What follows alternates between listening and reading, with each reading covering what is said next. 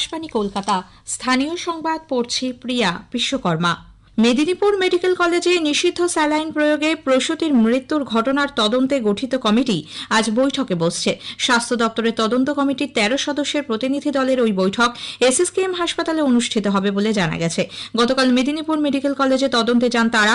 আজকের বৈঠকে স্বাস্থ্য অধিকর্তা ও স্বাস্থ্য সচিবেরও থাকার সম্ভাবনা। মেদিনীপুর মেডিকেল কলেজের অধ্যক্ষ মৌসুমী নন্দী ও স্ত্রীরোগ বিভাগের প্রধানকেও ডাকা হয়েছে। স্বাস্থ্য ভবন সূত্রে খবর, দূষিত স্যালাইন থেকেই এই ঘটনা বলে মনে করছে 13 সদস্যের তদন্ত কমিটি। এদিকে প্রসূতি মৃত্যুর প্রতিবাদে ডিওয়াইএফআই এর রাজ্য সম্পাদক মীনাক্ষী মুখার্জির নেতৃত্বে বাম ছাত্র যুব মহিলারা বিক্ষোভ মিছিলে সামিল হয়েছেন। শহর পরিক্রমার পর এই মিছিল হাসপাতালে ঢুকে এমএসভিপির কার্যালয়ের সামনে যায়।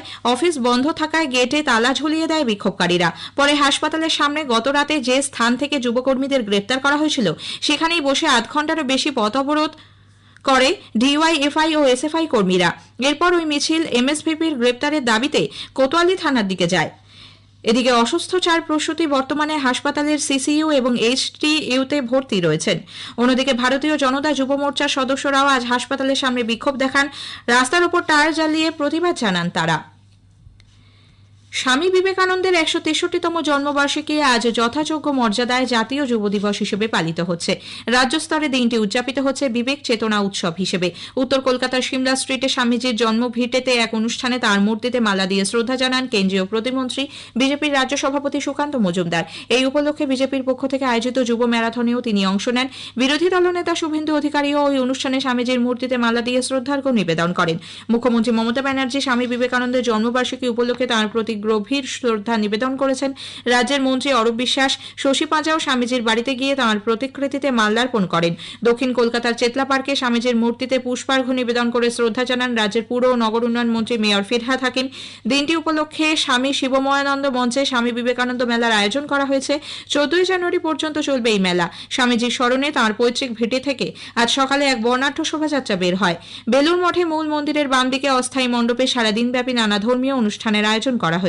বৈদিক মন্ত্রোচ্চারণ ও সমবেত সঙ্গীত, গীতি আলেখ্য, যোগব্যায়াম প্রদর্শন, স্বামী বিবেকানন্দের জীবনী পাঠ, সন্ধ্যায় সন্ধ্যারতির পর অনুষ্ঠানের সমাপ্তি। স্বামী বিবেকানন্দের জন্মবার্ষিকীতে আজ জাতীয় যুব দিবসে প্রধানমন্ত্রী নরেন্দ্র মোদী নতুন দিল্লিতে বিকশিত ভারত ইয়াং লিডার্স ডায়ালগের অনুষ্ঠানে যোগ দেন। নতুন দিল্লির ভারত মণ্ডপমে আয়োজিত এই যুব সমাবেশে প্রধানমন্ত্রী যুব নেতৃবৃন্দের সঙ্গে কথা বলেন। এদিকে বিপ্লবী মাস্টারদা সূর্য সেনের আত্মবলিদান দিবসে আজ রাজ্য জুড়ে তাঁকে স্মরণ করা হচ্ছে। সচিবালয় নবান্নে তাঁর ছবিতে মালা দিয়ে শ্রদ্ধা জানান মন্ত্রিসভার সদস্য অরূপ রায়। যুব দিবস উপলক্ষে আয়োজিত ম্যারাথন প্রতিযোগিতায় অংশ নিয়ে কোচবিহারের উত্তরবঙ্গ কৃষি বিশ্ববিদ্যালয়ের এক ছাত্রের মৃত্যু হয়েছে। পাতলাখাওয়া শুটিং ক্যাম্প থেকে পুন্ডিবাড়ির ওই বিশ্ববিদ্যালয়ের গেট পর্যন্ত এই প্রতিযোগিতায় কিছুটা দৌড়ানোর পর হঠাৎ করেই অসুস্থ হয়ে পড়েন রিয়াস রাই নামে ওই ছাত্র। হাসপাতালে নিয়ে যাওয়া হলে চিকিৎসকরা তাঁকে মৃত ঘোষণা করেন। পূর্ণতীর্থ গঙ্গাসাগরে ক্রমশ বাড়ছে মানুষের ভিড়। কোন রকম অপ্রীতিকর ঘটনা এড়াতে মেলা চত্বরে নিরাপত্তা ব্যবস্থা জোরদার করা হয়েছে। চালু রয়েছে মেগা কন্ট্রোল রুমও। আমাদের জেলা সংবাদদাতার একটি প্রতিবেদন। সাগর মেলায় ধীরে ধীরে ভিড় বাড়তে শুরু করেছে। নিরাপত্তার মোড়কে মুড়ে ফেলা হয়েছে সাগর মেলাকে। চালু হয়েছে মেগা কন্ট্রোল রুম। গাড়ির পাশাপাশি ভেসেল এবং বার্জে লাগানো হয়েছে জিপিএস। মেলায় অসংখ্য সিসি ক্যামেরা নজরদারি চালাচ্ছে। জিপিএস এবং ক্যামেরায় নজরদারি চালানো হবে মেগা কন্ট্রোল রুম থেকে। পুলিশের পক্ষ থেকে আলাদা করে একটি কন্ট্রোল রুম খোলা হয়েছে, সেখান থেকেও নজরদারি চলবে। 13,000 পুলিশ ফোর্স মোতায়েন করা হয়েছে। থাকছে উইনার্স টিম, সাদা পোশাকের পুলিশ, বোম ডিসপোজাল স্কোয়াড, এছাড়াও ড্রোনে নজরদারি চলছে। নদীপথে police, civil defence, NDRF speed বোটের পাশাপাশি উপকূল রক্ষী বাহিনীর হোভারক্রাফটেও নজরদারি চলবে। আগামী 14 জানুয়ারি ভোর থেকে 15 জানুয়ারি ভোর পর্যন্ত মকর সংক্রান্তির পুণ্যযোগ। সব মিলিয়ে পুণ্যভূমি সাগরতট লক্ষ লক্ষ পুণ্যার্থীর সমাগমে মিলন তীর্থ হয়ে উঠেছে।